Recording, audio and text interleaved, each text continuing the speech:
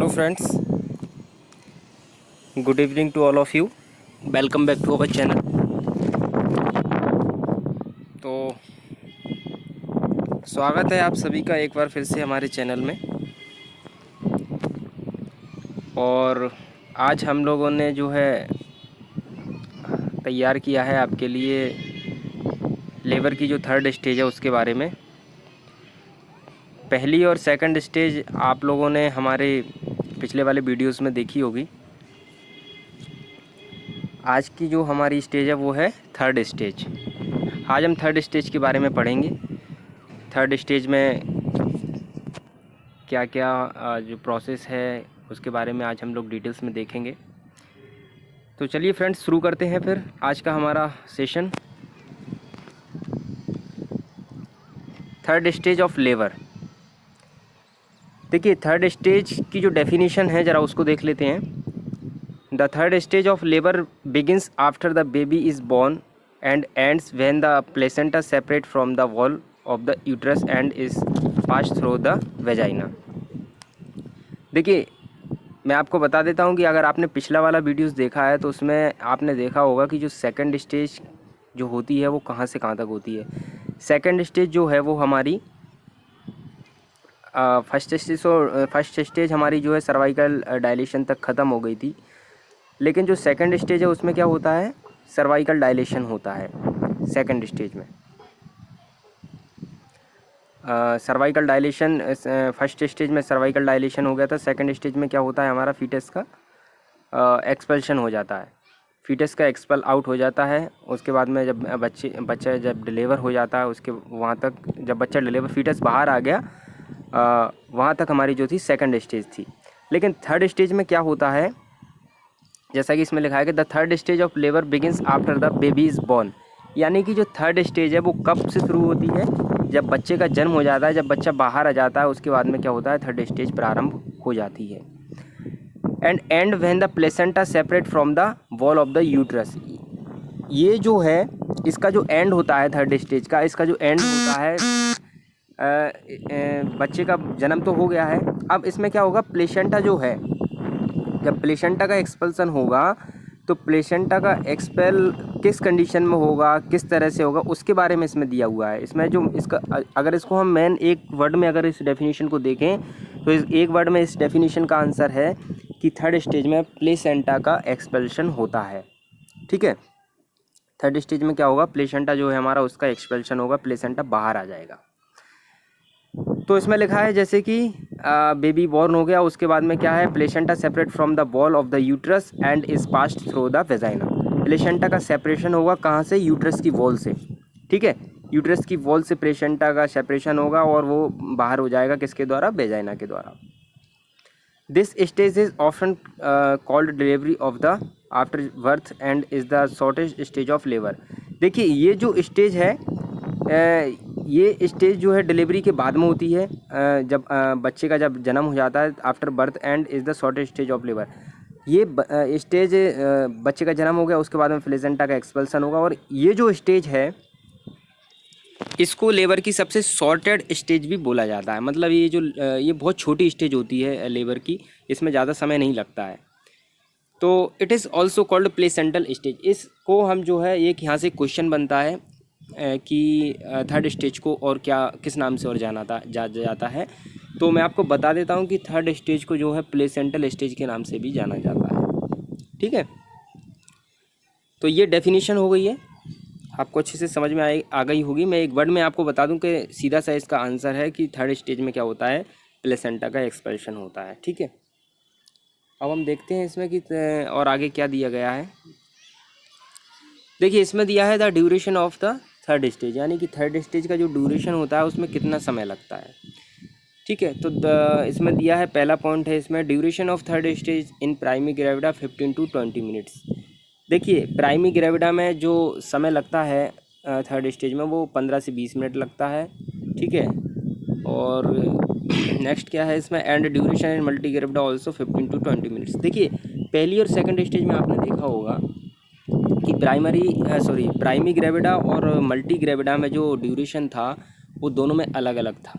ठीक है, लेकिन थर्ड स्टेज में ड्यूरेशन क्या है, सेम है। ठीक है। The duration are same in both, दोनों में क्या है, ड्यूरेशन जो है वो बिल्कुल सेम है। इसमें जो प्राइमी में समय लगेगा वही उसमें मल्टीग्रेविडा में समय लगेगा, ठीक है। तो इनका जो ड्यूरेशन है वो चेंज नहीं है। नेक्स्ट है इसमें there are 3 events in third stage. देखिए थर्ड स्टेज जो होती है, थर्ड स्टेज में क्या होता है, 3 इवेंट्स होते हैं। सबसे इंपॉर्टेंट है ये, there are 3 events in third stage. Third stage में 3 इवेंट्स कौन कौन से होते हैं।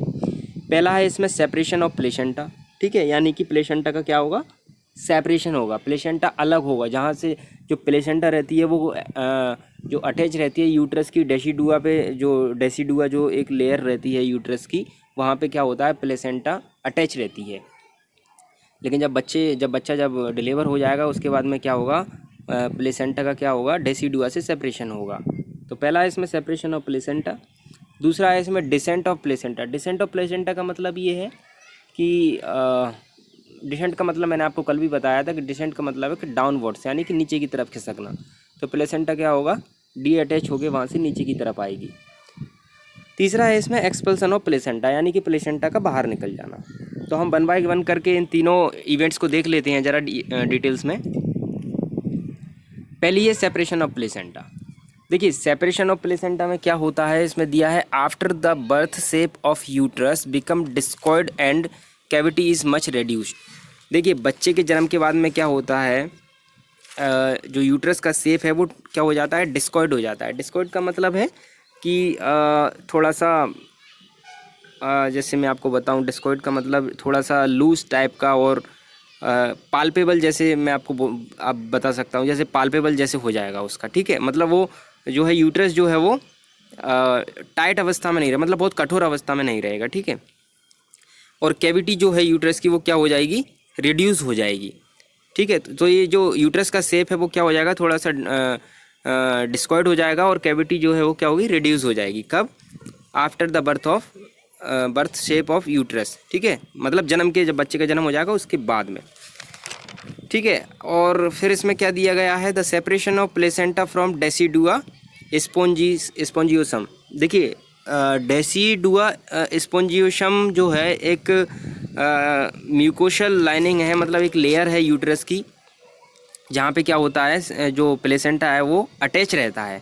आगे मैं इसमें एक डायग्राम ऐड किया है, मैं उसको आपको डिटेल से बताने का प्रयास करूँगा कि इसमें जो है डेसीडुआ से किस तरीके से सेपरेशन होता है प्लेसेंटा का, ठीक है। तो इसमें क्या है, the separation of placenta from decidua spongiosum. देखिए मैंने ब्रैकेट में भी इसमें लिखा है, the decidua is mucosal lining of the uterus, यानी कि ये क्या है, एक यूट्रस की म्यूकोसल लेयर है, ठीक है, म्यूकोसल लाइन है ये एक। तो इसमें क्या होगा, ये वहाँ पे क्या रहता है, प्लेसेंटा अटैच रहता है, कहाँ पर, ये अपना डेसीडुआ स्पोंजियोसम में, ठीक है। नेक्स्ट इसमें जो पॉइंट दिया गया है वो है the separation of placenta with 2 methods. देखिए अब सेपरेशन जो होता है प्लेसेंटा का, इसमें क्या है, ये 2 मेथड के द्वारा होता है, ठीक है। अब 2 मेथड इसमें कौन कौन से हैं वो ज़रा हम देख लेते हैं। पहला मेथड है इसमें सल्टस मेथड। देखिए सल्टस मेथड में क्या होता है वो हम देखेंगे आगे। और दूसरा है इसमें क्या, मार्जिनल मेथड। 2 मेथड है इसमें। मार्जिनल मेथड को क्या बोलते हैं, मैथ्यू डंकन मेथड भी बोला जाता है। ये एक इम्पोर्टेंट क्वेश्चन है, यहाँ से क्वेश्चन बन सकता है किसी भी कॉम्पिटिटिव एग्जाम में कि जो मार्जिनल मेथड है उसको उसका दूसरा नाम क्या है, उसको क्या बोला जाता है। तो इसका जो दूसरा नाम है वो है मैथ्यू डंकन मेथड, ठीक है। तो देख लेते हैं हम जरा इन मेथड्स को। देखिए सल्टस मेथड में क्या होता है मैं आपको बता दूं। In the Schultze method separation of placenta begin in the centre of the placenta. देखिए सल्टस मेथड में क्या होता है कि जो प्लेसेंटा जहाँ अटैच रहती है डेसीडुआ में, आपको एक एग्ज़ाम वो है, सॉरी इसमें एक डायग्राम है, तो उसमें आपको अच्छे से समझ में आएगा कि जो सल्टस मेथड में किस तरीके से इसमें वो होता है सेपरेशन। तो देखिए सल्टस मेथड में क्या होता है कि जो प्लेसेंटा है उसका जो सेपरेशन कहाँ से होगा, सेंटर से होगा, ठीक है। The separation from central to periphery. देखिए सेंटर का मतलब है कि बीच में, ठीक है। जो प्लेसेंटा अटैच है डेसीडुआ पे, तो उसमें जो डी अटैचमेंट का मतलब है कि वहाँ से टूटेगी अब वो, ठीक है, वहाँ से क्या होगी, हटेगी। तो जो वो प्लेसेंटा वहाँ से हटेगी तो सल्टस मेथड में कहाँ क्या होगा, सेंटर से हटेगी वो, यानी कि बीच से हटेगी। ऐसा नहीं है कि साइड से हट जाएगा प्लेसेंटा, वहाँ पे क्या होगा, बीच में यानी कि सेंट्रल से सबसे पहले उसका सेपरेशन होगा, ठीक है। It is most common method. 80% जो प्रेग्नेंट फीमेल रहती हैं उसमें सल्टस मेथड के द्वारा ही इसका जो है सेपरेशन होता है प्लेसेंटा का। ये बहुत मोस्ट कॉमन मेथड है ये, ठीक है। देखिए ये एक डायग्राम है, इसमें आपको अच्छे से समझ में आएगा कि सल्टस मेथड में किस तरीके से इसमें सेपरेशन होता है। देखिए पहली पिक्चर में आप देख रहे होंगे कि बिगिनिंग ऑफ थर्ड स्टेज, यानी कि जो प्लेसेंटा है वो क्या है, अच्छे से देखिए आप, बच्चे का जन्म हो गया है, केवल अब प्लेसेंटा यूट्रस के अंदर रह गया है। और दूसरी इमेज में आप देखेंगे कि प्लेसेंटा इन लोअर सेगमेंट, यानी कि प्लेसेंटा देखिए आप, बीच में आपको अम्बिलिकल कॉर्ड दिख रही होगी, जो अम्बिलिकल कॉर्ड प्लेसेंटा से अटैच है, ठीक है। लेकिन जो प्लेसेंटा का सेपरेशन हुआ है वो बीच में से हुआ है, देखिए आप साइड से अभी भी प्लेसेंटा इसमें चिपका हुआ है, ठीक है। तो सल्टस मेथड में क्या होता है, प्लेसेंटा का जो सेपरेशन होता है वो सेंट्रल से होता है, ठीक है, साइड से नहीं होगा। और थर्ड स्टेज में क्या होगा, एंड जो थर्ड स्टेज तीसरी पिक्चर में क्या होगा, प्लेसेंटा एक्सपेल आउट हो जाएगा। तो इसमें सबसे इंपॉर्टेंट चीज़ अगर एक वर्ड में अगर हम इसको सल्टस मेथड को बोलें तो इसमें सिर्फ यही है कि प्लेसेंटा का जो सेपरेशन है वो सेंट्रल से पेरीफेरी की तरफ होता है, ठीक है, साइड से नहीं होगा। उसमें सबसे पहले क्या होगा, सेंट्रल से सेपरेशन होगा, ठीक है। फिर है हमारा दूसरा क्या है, marginal method, Matthews Duncan method. देखिए मार्जिनल मेथड में क्या होगा, मार्जिनल मेथड में इसमें दिया है here separation start at margin. देखिए उसमें क्या हो रहा था, सल्टस में सेंटर से जो है उसका सेपरेशन हो रहा था प्लेसेंटा का, लेकिन इसमें क्या होगा, इसमें मार्जिन से होगा। मार्जिन का मतलब है मतलब साइड से होगा, इसमें सेंटर से नहीं होगा, इसमें साइड से होगा मार्जिनल में। तो more area get separated with progressive uterine contraction, यानी कि इसका सबसे ज़्यादा जो एरिया है सेपरेशन का वो क्या है, यूट्राइन कॉन्ट्रैक्शन के द्वारा इसमें क्या होगा, सेपरेशन होगा। जैसे जैसे यूट्राइन कॉन्ट्रैक्शन होगा वैसे वैसे क्या होगा, इसमें जो है मार्जिन जो है सेपरेट होती जाएगी प्लेसेंटा की, ठीक है। It start from periphery to central. देखिए उसमें क्या हो रहा था, सेंट्रल से पेरीफेरी हो रहा था, लेकिन इसमें क्या होगा, पेरीफेरी से, पेरीफेरी का मतलब है साइड से, ठीक है। पेरीफेरी का मतलब सेंट्रल नहीं है, साइड से, जहाँ से प्लेसेंटा का एंड खत्म हो रहा है ना, वहाँ से इसमें सेपरेशन जो है स्टार्ट होगा और बीच की साइड में आएगा। दोनों साइड से होगा, लेफ्ट साइड से भी सेपरेशन होगा और राइट साइड से भी, दोनों बीच में आके कहाँ, सेंटर पे आके मिल जाएंगे और सेपरेशन हो जाएगा, ठीक है। देखिए ये देखिए आप, ये दोनों पिक्चर जो हैं, इसमें दोनों पिक्चरों में ए पिक्चर में बताया गया है सल्टस मेथड और बी पिक्चर में बताया गया है मार्जिनल मेथड। देखिए सल्टस मेथड में क्या है, देखो आप, ये जो आपको ए वाली पिक्चर दिख रही है, इसमें क्या दिख रहा होगा आपको कि ये जो अपना जो प्लेसेंटा है, अम्बिलिकल कॉर्ड आपको दिख रही है, बीच में जुड़ी हुई है, ठीक है। तो इसमें जो प्लेसेंटा का सेपरेशन हुआ है, देखिए बिल्कुल बीच से हुआ है, ठीक है। ऊपर आपको ये पूरा ब्लड भरा हुआ दिख रहा है, ठीक है। तो जब क्या होता है कि जब प्लेसेंटा का जब सेपरेशन होता है तो जब प्लेसेंटा का सेपरेशन होगा तो यहाँ पे क्या पूरा ब्लड इकट्ठा हो जाएगा, ठीक है। तो जब प्लेसेंटा का सेपरेशन होता है तो ब्लड जो है वो धीरे धीरे वेजाइनल के थ्रू बाहर आता है। तो अगर ब्लड बाहर आ रहा है, ब्लीडिंग हो रही है, तो ये इस बात का साइन है कि प्लेसेंटा जो है अब सेपरेट हो चुका है। ये एक साइन है, इससे हम ये अंदाज़ा लगा सकते हैं कि अब जो है प्लेसेंटा का सेपरेशन हो रहा है, क्योंकि ये जो ब्लीडिंग है ना, ये बाहर होगा, मतलब ये ब्लड अब जो है बाहर आएगा। तो ब्लीडिंग जो अगर हो रही है, ब्लड अगर बाहर आ रहा है, तो इसका ये साइन है, इसका ये मतलब है कि अब जो है प्लेसेंटा का जो है सेपरेशन हो रहा है, एक साइन है ये, ठीक है। तो इस ए वाली पिक्चर में आपने देखा होगा कि जो है बीच से सबसे पहले सेंटर से जो है इसका जो है सेपरेशन हुआ है। देखिए बी वाली पिक्चर में आपको क्या दिख रहा है, देखिए इसमें क्या है, साइड से हुआ है सेपरेशन, सेंटर से नहीं हुआ है। सबसे पहले कहाँ से हुआ है, ये देखिए नीचे से, ये जो ब्लड की जो 2 बूंद टपक रही हैं यहाँ से सबसे पहले क्या हुआ है, सेपरेशन हुआ है प्लेसेंटा का। और ये जो ब्लड ऊपर भरा हुआ है वो सारा बाहर की साइड आ रहा है। जब ब्लड बाहर की साइड में आएगा वेजाइना के, तो हमको ये समझ में आएगा, मतलब एक हम अंदाज़ा लगा सकते हैं कि ये जो है अब प्लेसेंटा का सेपरेशन होने वाला है। तो ये दोनों पिक्चर में आपको क्लियरली समझ में आया होगा कि ए मेथड जो है सल्टस मेथड में क्या होता है और बी जो है मार्जिनल मेथड में किस तरह से होता है, ठीक है। देखिए ये एक और पिक्चर इसमें ऐड की है। इस पिक्चर का मतलब ये है कि जहाँ पे प्लेसेंटा अटैच है, ठीक है, तो वो किस तरह से अटैच रहता है। देखिए पहली ए वाली को अपन समझ लेते हैं। सबसे पहले ए वाली में देखिए, सबसे पहले आपको दिख रहा होगा मसल्स लेयर ऑफ यूट्रस। ऊपर वाली जो है वो मसल्स है, मसल्स लेयर है। मसल्स लेयर ऑफ यूट्रस कौन सी होती है? मैंने आपको पहली जो वीडियो उसमें मैंने बताया था कि मस्कुलर लेयर को हम क्या बोलते हैं? मायोमेट्रियम भी बोलते हैं, ठीक है। मायोमेट्रियम को मस्कुलर लेयर भी बोला जाता है, तो ये मायोमेट्रियम है, ठीक है। उसके बाद में देखिए नीचे क्या लिखा है? Maternal blood vessels. तो ये जो रेड कलर की ये जो दिख रही हैं, ये क्या है? मैटरनल ब्लड वेसल्स, मतलब जो मदर है ना उसकी ब्लड वेसल्स हैं ये, जो किससे अटैच हैं? प्लेसेंटा से, ठीक है। और ये नीचे दिख रहा है आपको लिविंग लिगेचर। लिविंग लिगेचर का मतलब है कि जो बच्चे का जो अम्बिलिकल कॉर्ड है, जो अम्बिलिकल कॉर्ड का जो कनेक्शन है वो जो मदर की ब्लड वेसल्स से हो रहा है और बच्चे की जो है अम्बिलिकल से हो रहा है, तो उसमें क्या है? ये एक तरह का बाइंडिंग स्ट्रक्चर बना देती हैं, ठीक है। ये लिगेचर हो रहा है, मतलब ये दोनों एक दूसरे से अटैच हैं। तीसरा देखिए आप, इसमें ये लिखा है plane of separation. Plane of separation का मतलब है कि अब यहाँ से ये क्या होगा? सेपरेट होगा ये, ठीक है। मतलब ये जो सबसे लास्ट वाली लेयर है ये, और नेक्स्ट है इसमें मेम्ब्रेन और अम्बिलिकल कॉर्ड। अब क्या होता है इसमें, आप देखिए धीरे धीरे आप ये ए वाली पिक्चर, अब बी वाली पिक्चर में आप देखो क्या हो रहा है। बी वाली पिक्चर में क्या हो रहा है कि प्लेसेंटा का क्या हो रहा है? अब डी अटैचमेंट हो रहा है, यानी, ठीक है। ये देखिए आप, ये जो सब जो है धीरे धीरे निकल रहा है, वहाँ से छूट रही है ये सब। देखिए सी वाली पिक्चर में क्या हुआ? पूरा अलग हो गया, देखो। तो ये क्या है कि ये सेपरेशन जब होता है तो ये एक तरीके से क्या होता है? ये जुड़ा रहता है, एक लेयर के माध्यम से जुड़ा रहता है। वहाँ पे बहुत छोटी छोटी थिनी ब्लड वेसल्स होती हैं। तो ये ब्लीडिंग जब होती है तो ब्लीडिंग इसलिए होती है क्योंकि जब वो डी अटैचमेंट होगा तो वहाँ की जो थिनी ब्लड वेसल्स रहती हैं, जो वो क्या होंगी? रैप्चर हो जाती हैं। जब वो रैप्चर हो जाएंगी तो क्या होगा? ब्लीडिंग होगी, ठीक है।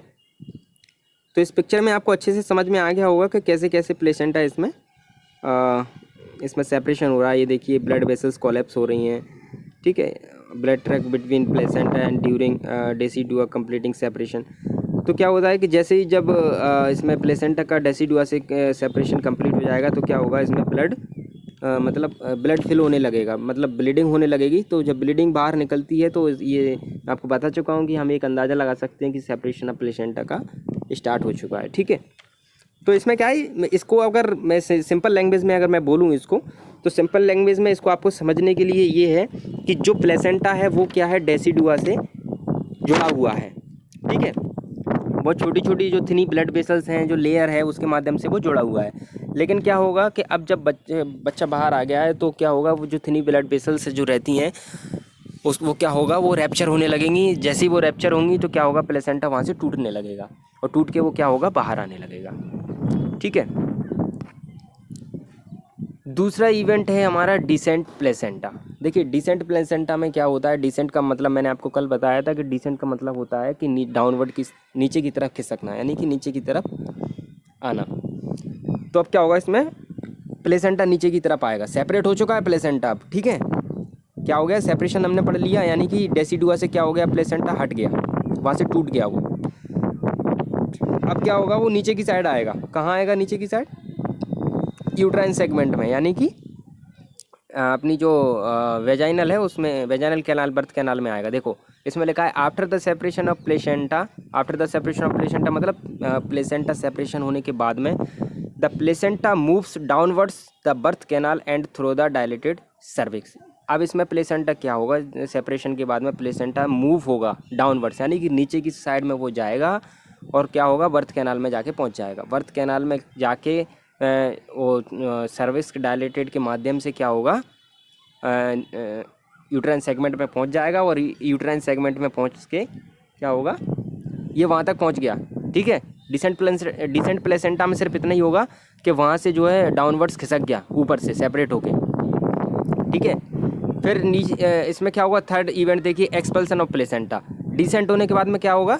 सीधा एक्सपेल आउट हो जाएगा, यानी कि प्लेसेंटा जो है बाहर की साइड वेजाइना के थ्रू बाहर निकल जाएगा, ठीक है। तो एक्सपल्सन ऑफ प्लेसेंटा में देखिए, अब the placenta is completely expelled out from the birth canal, ठीक है। बर्थ कैनाल के माध्यम से प्लेसेंटा जो है पूरा सा कम्प्लीटली एक्सपेल आउट, यानी कि बाहर जो है निकल जाएगा।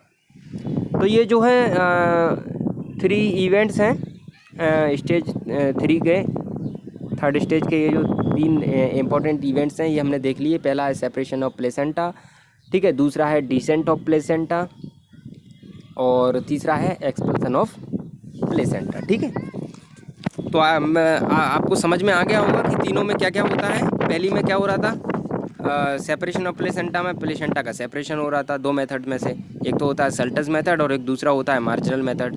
ठीक है, दूसरे में क्या था, डिसेंट प्लेसेंटा में क्या हो रहा था, डिसेंट प्लेसेंटा में प्लेसेंटा सेपरेट होने के बाद में क्या हो रहा था, नीचे की तरफ डाउनवर्ड्स हो गया था। ठीक है, मूव हो गया नीचे की साइड में। और तीसरे में क्या हुआ, एक्सपल्सन ऑफ प्लेसेंटा, यानी कि प्लेसेंटा का बाहर निकल जाना। ठीक है, देखिए कॉम्प्लिकेशन ऑफ थर्ड स्टेज। देखिए थर्ड स्टेज में क्या होता है कि अब लेबर समाप्त हो चुका है तो कुछ कॉम्प्लिकेशन भी हो सकता है। ठीक है, तो हम देख लेते हैं कि क्या क्या कॉम्प्लिकेशन होते हैं थर्ड स्टेज में। देखिए पहला है पोस्टपार्टम हेमरेज। पोस्टपार्टम हेमरेज का मतलब है कि डिलीवरी होने के बाद में ब्लीडिंग आना। ठीक है, लेबर हो गया, अब ब्लीडिंग स्टार्ट हो गई है, तो उसको हम बोलते हैं पोस्टपार्टम हेमरेज। ठीक है, मतलब बहुत ज़्यादा सीवियर ब्लीडिंग होना लेबर के बाद में, जब लेबर हो गया है, आफ्टर द लेबर प्रोसेस। ठीक है, तो उसको हम क्या बोलते हैं, पोस्टपार्टम हेमरेज। ये कॉम्प्लिकेशन है थर्ड स्टेज का। देखिए ये क्यों होता है, ऐसा क्या होता है कि मतलब ये कॉम्प्लिकेशन हो गया। तो ये कॉम्प्लिकेशन होने के देखिए कुछ कारण मैं आपको बताऊंगा कि कभी कभी क्या होता है कि मान लो प्लेसेंटा सेपरेट नहीं हुआ।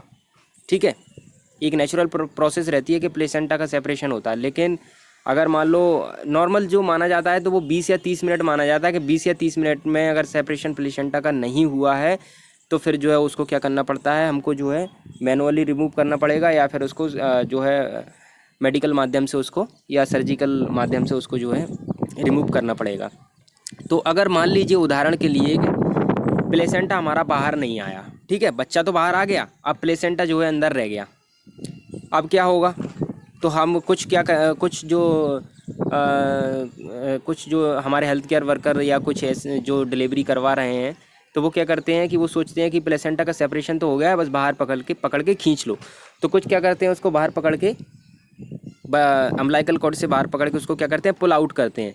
लेकिन क्या होता है कि वो जो अभी प्लेसेंटा सेपरेट तो हुआ नहीं है, प्लेसेंटा अभी डेसिडुआ से जुड़ा हुआ है, तो उसमें क्या होगा कि जैसे ही पुल आउट करेंगे तो वहाँ से क्या होता है, जो थनी ब्लड में जो वेसल्स हैं वो क्या होंगी, खींचने के पुल आउट करने के माध्यम से वो बहुत ज़्यादा स्ट्रेच हो जाएंगी और रैप्चर हो जाएंगी, तो उसमें क्या हो, सीवियर ब्लीडिंग स्टार्ट हो जाएगी। ठीक है, जैसे ही सीवियर ब्लीडिंग स्टार्ट होगी तो वो पोस्टपार्टम हेमरेज का कॉम्प्लिकेशन हो जाएगा। तो एक तो ये माध्यम से हो सकता है। ठीक है, दूसरा क्या है कि कुछ हाई ब्लड प्रेशर है फीमेल को ड्यूरिंग डिलीवरी, अगर हाई ब्लड प्रेशर हो रहा है तो उसके माध्यम से भी पोस्टपार्टम हेमरेज हो सकता है ना। ठीक है, दूसरा क्या है इसमें, हेमोटोमा फॉर्मेशन। हेमोटोमा फॉर्मेशन कैसे होगा, देखिए हेमोटोमा में क्या होगा कि मान लो प्लेसेंटा हमारा सेपरेट तो हो गया, ठीक है, अब हमने अच्छे से वेजाइनल जो है क्लीन नहीं किया है, ठीक है, अंदर ब्लड इकट्ठा है, तो उसमें क्या होगा कि जो फिर क्लॉटिंग के रूप ले लेगा और उसमें क्या होगा, हीमेटोमा बन जाएगा। हीमोटोमा से फिर आगे भी और कॉम्प्लिकेशन हो सकता है, जैसे इसमें लास्ट में दिया है पल्मोनरी एम्बोलिज्म। ठीक है, तो तीसरा इसमें क्या है, रिटेंट प्लेसेंटा। देखिए रिटेंट प्लेसेंटा में क्या होता है कि प्लेसेंटा का सेपरेशन नहीं होता है। ठीक है, प्लेसेंटा क्या है, सेपरेशन उसका हो ही नहीं रहा है और वो प्लेसेंटा वहाँ पे अपना जो है जुड़ा हुआ है, मतलब वो जो है रैप्चर, उसकी ब्लड वेसल रैप्चर नहीं हुआ, वो डेसिडुआ से अभी भी जुड़ा हुआ है। ठीक है, तो उसको हम क्या बोलते हैं, रिटेंट प्लेसेंटा बोलते हैं। और चौथा है इसमें शॉक, मतलब फीमेल शॉक में भी जा सकती है। ठीक है, पांचवा इसमें पल्मोनरी एम्बोलिज्म। पल्मोनरी एम्बोलिज्म कैसे होगा कि मान लीजिए कि हमने जो है वेजाइनल को अच्छे से क्लीन नहीं किया है और हीमोटोमा फॉर्मेशन तो बन ही गया है, तो कभी कभी क्या होगा कि कुछ जो है वेंस में या आर्टरी में कहीं पे अगर क्लॉटिंग पहुंच गई तो वो क्लॉटिंग धीरे धीरे पहुंच के क्या होगा, हमारे सर्कुलेटरी सिस्टम के माध्यम से क्या होगा, वो रेस्पिरेटरी ट्रैक्ट में भी जा सकती है, वहाँ पे क्या कर सकती है, वो एम्बोलिज्म बना सकती है एक, जिससे क्या होगा, पल्मोनरी एम्बोलिज्म हो जाएगा। ठीक है, तो आगे का जो है कॉम्प्लिकेशन क्रिएट हो जाएगा। तो इसमें मैंने 5 ही कॉम्प्लिकेशन जो मोस्ट कॉमन कॉम्प्लिकेशन है वो मैंने ऐड किए हैं, बाकी कॉम्प्लिकेशन तो बहुत सारे होते हैं, कुछ भी हो सकता है, लेकिन जो 5 कॉम्प्लिकेशन है ये जो है मोस्टली देखने को मिले हैं थर्ड स्टेज में। ठीक है, तो जो है फ्रेंड्स, आज का जो है मेरा वीडियो थोड़ा सा छोटा है, मैंने जो है काफ़ी कम बनाया है, थर्ड स्टेज ही बनाई है मैंने, आज थर्ड स्टेज के बारे में ही मैंने बताया है। तो मैं आशा करता हूँ कि आपको अच्छे से समझ में आ गई होगी कि थर्ड स्टेज में क्या क्या होता है, कैसे इसको जो है क्या क्या इवेंट्स इसके अंदर होते हैं और क्या क्या कॉम्प्लिकेशन हैं इसके। तो ये आपको अच्छे से समझ में आ गया होगा थर्ड स्टेज में। तो अब जो है हम कल पढ़ेंगे जो इसकी लास्ट स्टेज और बची है लेबर की, फोर्थ स्टेज, तो उसको हम जो है कल देखेंगे। तो अभी तक के लिए फ्रेंड्स फ़िलहाल इतना ही, मिलते हैं फिर कल नेक्स्ट वीडियो में।